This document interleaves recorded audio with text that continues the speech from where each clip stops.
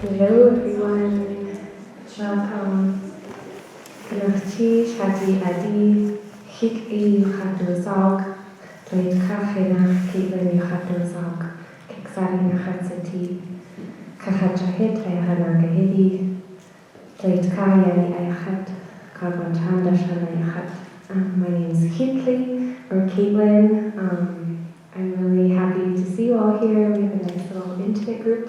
I am Kahidi of Jumping Herring House, and I work at UAS since January, working as an assistant professor of Indigenous Studies, and I'm part of the support team, which our team, along with a committee of some faculty and staff, invited Sarah to come this week.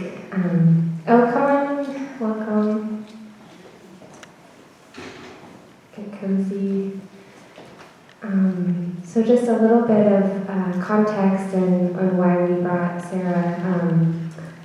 I met Sarah's work when I was in UC Davis. I did a seminar called Asking Different Questions, and it was about anti-colonial science and research, and it was amazing, and I loved it, and that's how I got to know Sarah's work. She's the Associate Director of the Feminist Research Institute at UC Davis. And yeah, when I started working at UAS, we organize workshops and professional development opportunities for our faculty and staff. So she's actually giving an intensive workshop to the employees at UAS, and we started today, and it's been going amazing. And we wanted to have this forum, this discussion with the community while Sarah's here, and just have this really meaningful discussion and ask this question: why do we need anti-colonial universities? What does that mean? So we're going to get into that this evening, and yeah, just we do land acknowledgements a lot in different spaces. We talk about decolonization and indigenization, and I think Sarah's work is just really valuable, that it gives really practical ways to address that and think about what are we really doing and how can we make that into action and go past a land acknowledgement and kind of really look at how we are in our everyday lives. Yeah, and before I invite Sarah, I do want to say that we are filming tonight, but we are only filming the content that Sarah's giving, and then when we switch over to discussion, where you'll be invited to share comments and questions and really bring what you know and what your knowledge into the space, we will stop recording at that point so that it stays just within us in the room. That's all, and I want to welcome Sarah and Chish for traveling here and for being here, and I just felt so supported by you being in our spaces in Chishka, and I'm really grateful that you're here, so Chish, and I'll invite Sarah to take over.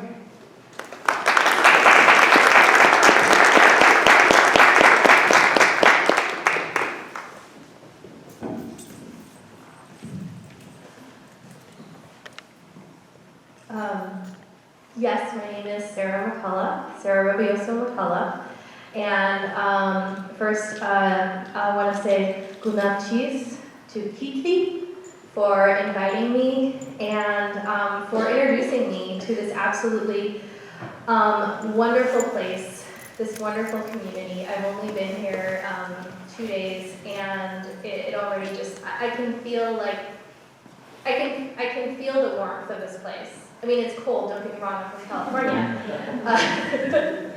But my heart feels warm being here. I'm a runner. I went on a run this morning and went through Totem Park, and it just, what a blessed and sacred space. So it's just been an honor to share this place with you all. So I want to start off by telling you a little bit about myself, where I'm coming from, because there's many things that are vital to thinking about what an anti-colonial university or just a way of being anti-colonial in the world looks like. And I think one of them is really attending to where we come from. Because a lot of dominant ways of thinking rely on like decontextualizing, like taking things out of place, taking things out of context, out of history. Because when you do that, it's a lot simpler. And there's a lot of stuff you can kind of ignore. But that allows existing systems of power to keep going. And I'll say more about that. So, but I moved around a lot in my life. I have lived on the lands of the Omaha people, and then the lands of the Ojibwe, Potawatomi, Menominee, and Odawa people. That's a lot of the Midwest, from Omaha to suburbs of Chicago to Milwaukee. And then from there, I moved to the lands of the Cheyenne, Arapaho, Crow, and Shoshone people, also known as Laramie, Wyoming. And, and I should say, when I was there, I was, other nice things to know about me, I was a college athlete, I was a runner, and I worked in college athletics. I was an academic counselor for a while at the University of Wyoming. And that also shapes the work I do today. Because I learned there, like, what it looks like to really support students, something that Division I college athletes actually get, but most students do not. And then finally I moved to California, first to the lands of the Kwáan people, and then to the lands of the Kumeyaay. I was in San Diego for 2 years, and then back to the Kwáan territories in Davis. So moved around a lot, and I've also, but my family has been in the U.S. for a long time. I'm fourth generation Mexican American on my mom's side, and many generations settler colonialist on my dad's side. And so I consider myself, white Chicana. I didn't learn Spanish from my family because my grandparents grew up in a time when if you spoke Spanish, the nuns hit you with a ruler. And so that was not something that was passed down. In fact, my grandmother would listen to her parents speaking Spanish at night. They wouldn't speak Spanish in front of the kids. And what I learned is that she tried to learn Spanish just about like 10 years ago. And what she discovered was it was very difficult because her and her siblings had kind of made up their own version of Spanish based on just trying to listen to their parents. And the differences between what she remembered and actual Spanish were like too confusing. And so this is all to say that between that and other forms of institutional racism, from that side of my family, I do understand, and I would say have expertise around the impacts of intergenerational trauma and what it can look like to heal from that. Not the same as others, but at least one version, my own version. What I do not have expertise in what it is like to walk around red as a person of color and how live systems of oppression that are ongoing impact a person. And so this is all to say that there's this frames like when I sort of like when I step up and when I say, oh, I can speak to this, and when I don't, and when I know it's time to listen. And I think that's another thing that I want to help bring into more university settings. Anyone who's dealt with researchers probably knows they have a lot to say and might not always be the best at listening. And so I think one of the traits that we need is we need better listening. And so, I'll be talking for a while, but then I very much want to hear from you all, because I want to know the expertise that's in this room that is very different than mine, and that is incredibly valuable. Okay, so along with this, I'm also a mother. I have an 8-year-old. He told me today how much he misses me by dressing up as a mummy, telling me I was being haunted. And when I asked him what the mummy needed to stop haunting me, he said, "You." So yes, I'm a mom. I'm a friend. I'm a daughter, granddaughter. I'm a co-conspirator. I like to work with other people on what I do. I did get a PhD in cultural studies, and so I have sort of like, you could say, properly appointed expertise. And what cultural studies is basically like, I am good at analyzing how culture and power operate in a given space, and I really focused on science and technology. 2 spaces that are supposed to be, quote unquote, like objective and acultural, but when they are really anything but. I also spent a lot of time looking at what knowledge counts, and by that I mean like what knowledge is considered legitimate in, say, decision-making practices, in what ends up being taught in classrooms, and how this is all of that is a legacy of colonialism, white supremacy, patriarchy. These things are, still very much alive and well in our universities and many spaces where you live and work. I run programs. I employ people. I always tell people the most important part of my job is to make sure people get paid. Because, I love the work I do, it's very important, but at the end of the day, like, because of the world we live in, paychecks are about the most important thing anyone does as a supervisor. I teach, I mentor, and I really like to try and create connections. Yeah, and I try to also continue to be a learner. It's not something I've always been very good at, I'll be honest. But I've learned the value of that. Graduate school honestly isn't very good at teaching you how to learn. You'd think it would be, because you're like there to learn, but it's actually really good at teaching you how to sound really smart and fake it. But fortunately, I've worked to try to unlearn some of that, and now I like to think of the work I do, in the classroom, the research that I do as part of movement work, and by that I mean thinking about how the knowledge that we make and the privilege that I have, having a PhD, working at a University of California school, sort of research one place that people, that has a lot of power. Like what I can do from that position to further the change work that many other people are doing. That's what I see as my role. I can't do everything, but I can think about how to use research to change things. The major areas where I look, I call it like research justice, thinking about how we change how people produce knowledge and how people teach, because that again is working with people with power or moving into power, and if they change the way they do things even a little bit, it can make a really big difference.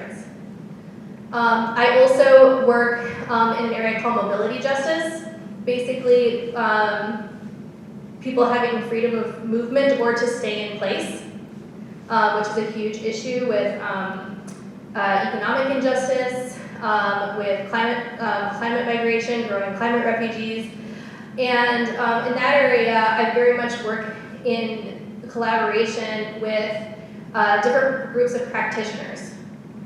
People that are working with grassroots organizations, environmental justice groups. And I'm always kind of like, okay, what do you need? And sometimes I'll do research that frankly should not be needed, but it is needed because their words alone, their words as people of color working in, say, transportation, are not considered valid enough. But if I do a study and I take their words and I put it into a research report and kind of put it through the research machine, suddenly now they are more valid. And that's not right. But doing that research also can serve a specific purpose. And so that's the kind of work I like to do. And so in a sense, the university is my is my professional home. It's kind of like a strange home. It's a broken home. It's a home in need of deep repair that has a lot of harm was done in its construction, but it's where I'm at. And so I like to think about how I can be in this space from an ethic of healing and repair. And that's hard. It's challenging. You're constantly sort of pushing people. I've gotten good at learning, right when I get to somebody's edge and when they're about to shut down, and then it's kind of okay, we'll let that sit for a little bit. But it's not always satisfying. That's the strategy that I take. And I also very much, again, I talk about this as movement work, very much respect and hold people who use different strategies. Mine is not the right one, mine is not the only one, it's the one that who I happen to become in the world is predisposed to and is more effective around. I'm trying to be really transparent because a lot of stuff I feel tied to the university is not transparent. So if anyone has any questions about how universities work afterward, in any regard, I am very happy to talk to you about that. So as I said before, university is based in whiteness, is based in colonialism, is based in patriarchy. I like to tell people when I talk to researchers, and especially scientists, that's kind of comfortable for them, but it's this is literally just historical fact. It just happened. It's just true. There is no arguing with it, especially as, say, someone who says they're intellectual doesn't feel quite right. And because of this, it influences who gets in, who belongs there, and whose knowledge gets centered. And the reason, and I feel that's often been overlooked when people talk about diversifying the university or diversifying a space. Because there's this idea we just need to create a pipeline. We'll get the kids interested in STEM, and then, we'll just give them some supports along the way, have some scholarships, and they'll get to the university, and they're gonna get jobs, and it's gonna be great. It's kind of worked, but it's also kind of not worked. And I hold that one of those reasons is because the substance of the university hasn't changed, and because of that, it is already a place that many indigenous people, black people, people of color, do not necessarily feel welcome, and that's valid because the structure tells them they're not, even if the people say you are. It comes in the questions that are asked, the classes that are offered, the norms, just all sorts of pervasive things. And so we need to do more. Why should we put people in a pipeline to a place where they can't even be their full selves? That doesn't quite feel right. So yeah, but at the same time, I do really believe in the university. I believe in knowledge. I believe in having a place as free inquiry as you can as possible. And so, so I want to make it better. It's I critique all this because part of me is still really, I really love it. I love knowledge. I love learning. I love teaching people. And we want the things we love to be better. So now I'm going to just make clear, I'm sure a lot of you will be familiar, but I'll just give you some details on how specifically the university is tied to histories of colonialism. First, dispossession, specifically of land. So a lot of universities are land grant universities, and what this means is there was this act passed by Abraham Lincoln in 1862 saying that, okay, we're going to sell lands within public domain in order to fund these new universities. So, okay, the U.S. just happens to have some land, and nobody's buying it. But where did this land come from? Most of it the majority came from forced treaties, but some of it was taken by force or remain unceded lands.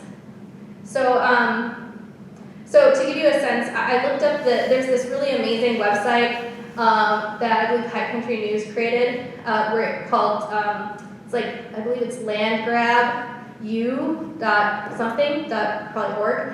And if you look that up, you can look up any land-grant university and literally see exactly what parcels of land were sold to pay to create that university. And so I looked at the UCs, and what I can tell you is there were 2,355 parcels of indigenous land sold for a total of 148,636 acres, and they raised, and this is dollars in like the 1860s, keep in mind, $730,860. How much did they pay for the land? $0.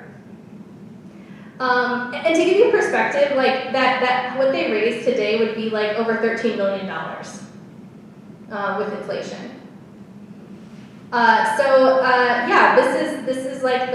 This is the foundation of land grant universities, and the UCs. What you could say, like, what have they, what kind of repair has been done for that? Well, 0.5% of the student population identifies as American Indian. 0.5. Now, they are hoping to change that. They did recently pass a new grant or something, I don't remember what it's called, but basically they're granting free tuition for any students from federally recognized tribes across the nation. And within California, there is a fund that will pay for students who are not from federally recognized tribes in California. So if y'all don't know about that, just like make sure people you know, because it's a free college education at a UC. That's pretty, within the power systems we live in, that's worth something, whether it should or not. They're also returning cultural artifacts and remains, something they never should have taken in the first place. They are starting to working to provide more land access to the ancestral holders of the land. The UCs, as you can imagine, own a lot of land just outside the campuses too. And there is some talk of giving some land back, if not in name, if not, you could say in ownership, through in management. So that's kind of where, that's how the UCs right now are trying to make up for $13 million stolen. Just a start. But there's a lot more to do. So that's like the history of like dispossession. So we can say, okay, there's some progress made, but at the same time, there's places where it's really not. I was talking today about the debate between, in Hawaii about the placing of a new telescope on the top of Mauna Kea, a sacred mountain for Native Hawaiians there. Has anyone heard of this debate? A few people? Okay, I'll just give it out in a nutshell. Basically, it's the top of this mountain is a really great place to do astronomy, apparently, because it's like really dark, because there's a whole ocean around them and not much light pollution, which I believe you pointed out earlier today. We only have that light pollution kind of because of colonialism. But it's a really great place to do astronomy. It's also a sacred space. There's already some telescopes up there, but Native Hawaiians don't want any more. This felt like inevitable until there was a sort of pretty large movement in 2019 to stop that, led by Native elders, and it's gotten somewhere. This is still kind of like an open debate.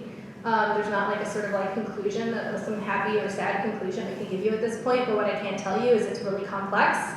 And it really revealed the way that the university research community in particular continues to denigrate indigenous knowledge and the rights of indigenous people.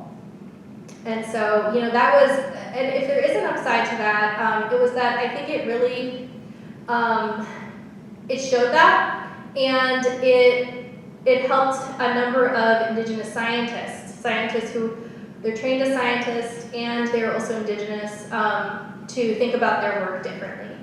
And I had the opportunity to work with one of these and, really see like what that looks like, because she's gone from doing that to now she's doing work around like water quality tied to the release of sewage from the military bases on Hawaii, this time on Oahu. And all of this is like kind of her research, but not really. But she's working to try to find ways to make it.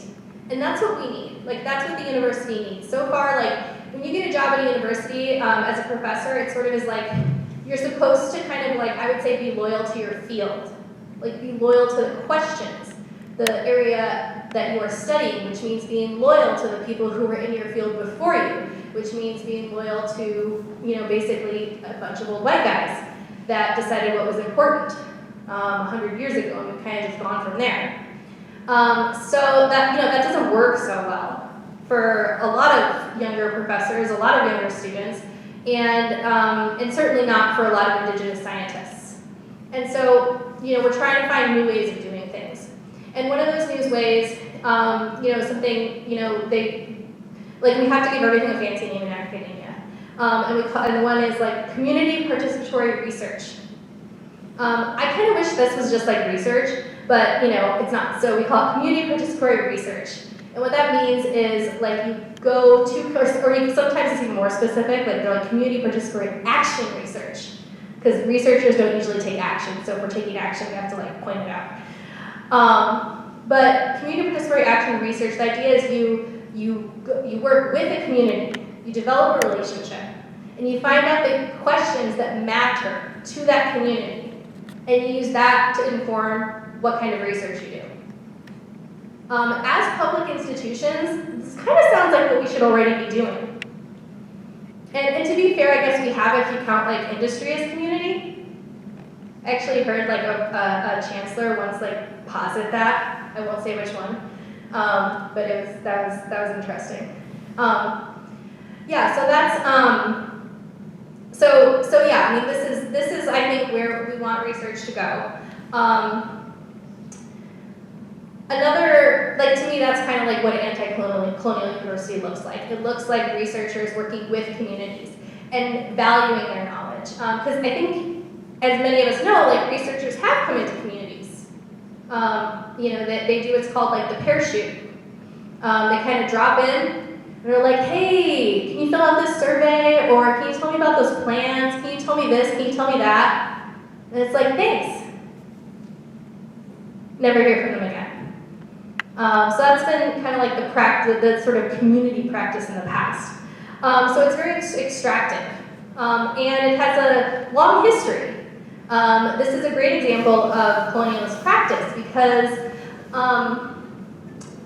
I was saying earlier today that earlier in the time of like empire expansion, but botany was big business. And the reason botany was big business was because there was this desire for like new goods, new plants, like to circulate in this like beginning kind of like global economy. And so therefore, the science of botany was very robust at that time.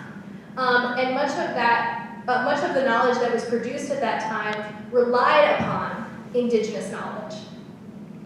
Relied upon that, what was already known there. But then that knowledge was transformed, commodified, turned into something different. And then the original source of that knowledge was denied. And this still continues today. Today we call these patents. So, there still is a, very live practice of researchers, again, coming in, finding, like a professor at UC Davis, I think it was a while ago, but anyway, they found quote unquote, found new breeds of corn and patented that corn. And so, this is, again, just another example. So, this is just an example, basically, of, I'm saying, again, what I think a lot of people know, that colonialism still is very much alive in the university. It's alive in the materials. I do work in transportation, like electric cars. Everyone's talking about electric cars in California. And they rely on lithium. And, lithium tends to be in places that that a lot of indigenous communities live. So right now in Chile, indigenous communities in Chile are fighting against a lithium mine. The Paiute tribe is also fighting against a mine. And this is ongoing. And this is the kind of technology that university researchers are pushing, in collaboration with industry. So how can we do something different? I mean,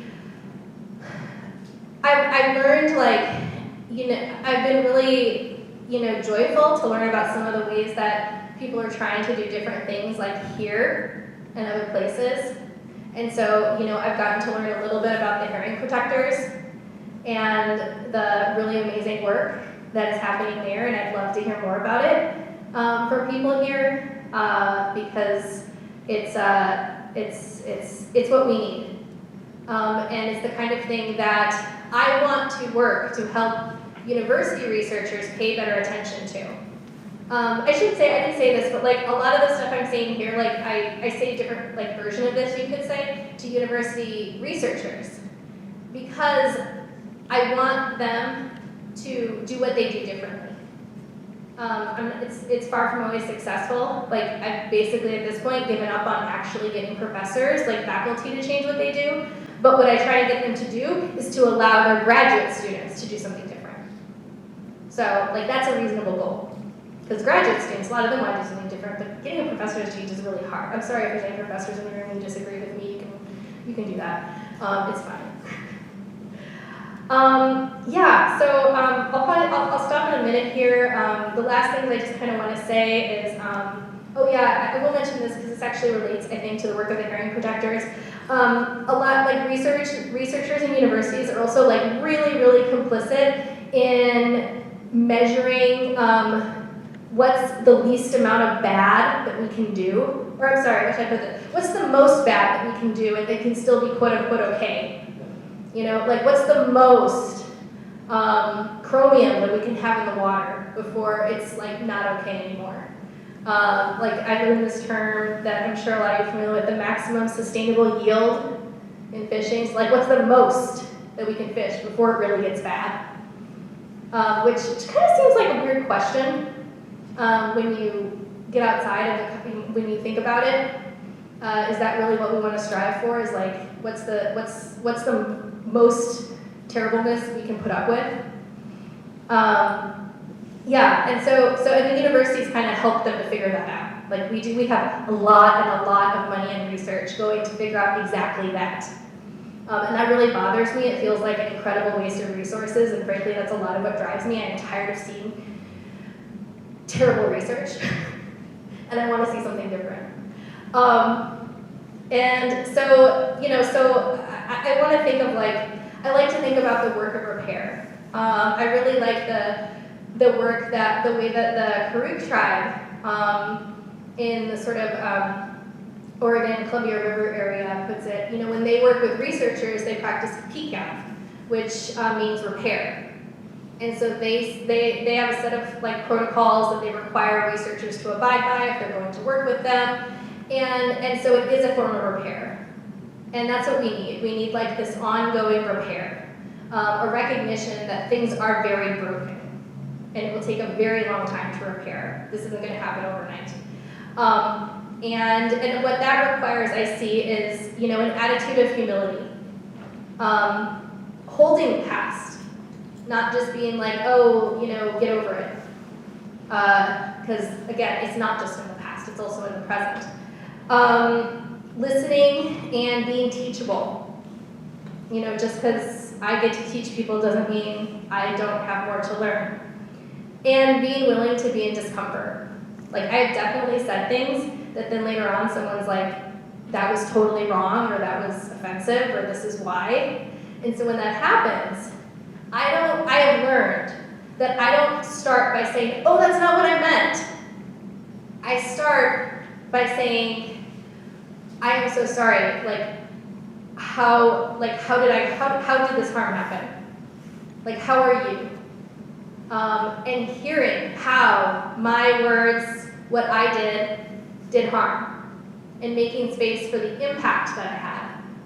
And then once that is, you know, is addressed, then maybe I get to say, oh yeah, that wasn't what I meant, this is what I meant.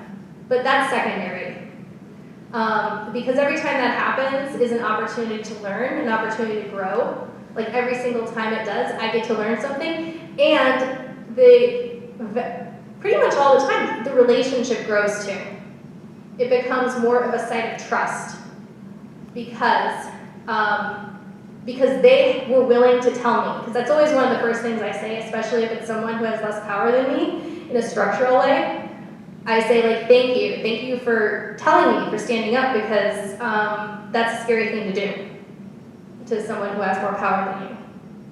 And yeah, and usually like the relationship grows from there. So yeah, I could keep saying things, but you know, I have notes here about like we need to stop looking like just relying on numbers. We have to honor like, you know, other ways of knowing, storytelling, narrative, people's life stories. I mean, I was trained in the humanities. I really believe that very strongly. Numbers do some great things. They can tell some great stories, but you know, people's lives tell more accurate stories. Yeah. So I think I'll just pause there, and I don't have any like set questions for you all, or but I will say that like I would love to hear like the knowledge, as I said at the beginning, the knowledge you all have, and to have like a dialogue. Like you don't just need to ask like you know, and these typically often it's like you ask me questions and I respond, and sure we can do that, but like you can also just respond, and I can listen. So thank you. We'll turn off the recording too, because we don't need to. Thank you all for coming. Thank you so much, Keith Lee, for inviting me. And it's just been such a pleasure. I'll be around for another day and a half, I think. And I'm really excited. I wish I could stay longer, but I have to get back to that 8-year-old who's going to haunt me in the meantime. I just hope that, I know y'all are already like having these conversations and doing this work, and I hope that, you know, this just helps to give more momentum. And please reach out anytime. I'll tell you how to find me if you'd like. But thank you all for your generosity, for your, just for your welcoming and just being who you all are. Thank you for your time.